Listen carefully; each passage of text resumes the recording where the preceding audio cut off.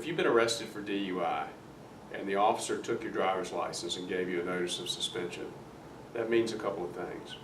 One, either you took the breath test and had a breath test reading of 0.15 or higher, or the officer alleges that you were offered the breath test and you refused to take it. That's called a refusal.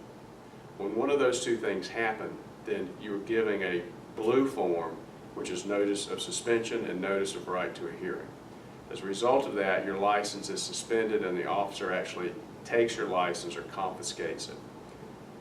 In order to get your license back, you may request a hearing. In almost all instances, unless you've had a prior temporary alcohol license as a result of a prior suspension for a DUI, you're entitled to get a driver's license back. Our office here at the Complete Legal Defense Team can help you with that. This is something we do fairly routinely.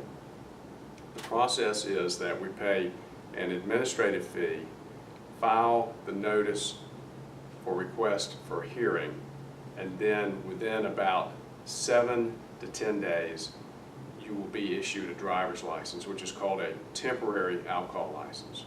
You can drive on this license to and from work, anywhere you need to go, you'll be able to drive. In other words, it's not route restricted.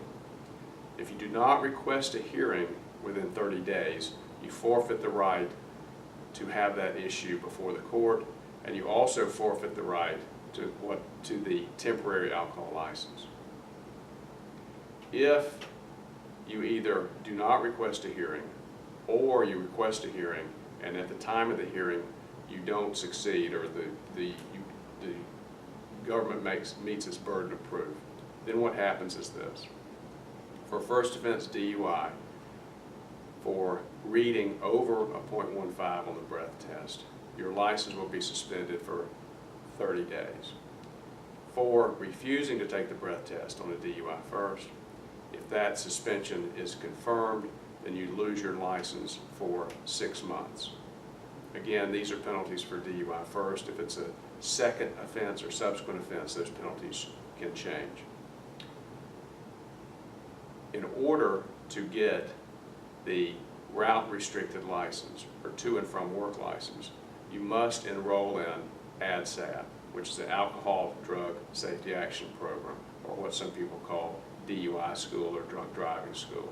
You must enroll in that to pay a reinstatement fee in order to obtain one of those two licenses.